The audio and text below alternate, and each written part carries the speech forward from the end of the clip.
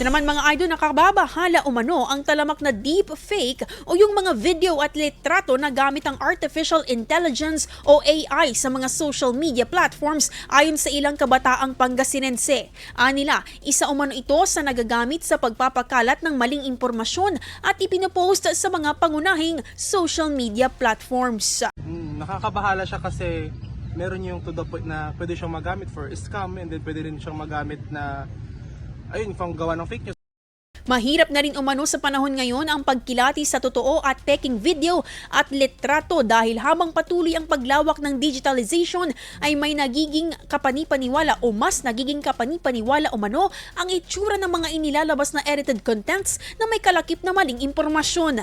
Hindi rin daw dapat makatakas ang mga content providers na nasa likod ng pagpapakalat ng mga deep fake at fake news, lalo sa panahon ngayon na basta-basta lang naniniwala ang mga social media users sa mga nakapost at nai-scroll sa kanilang newsfeed.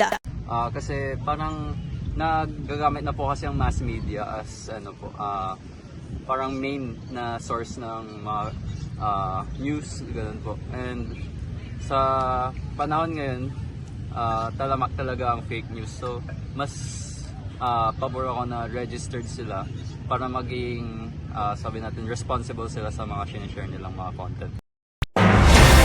IFM News. IFM News. IFM News.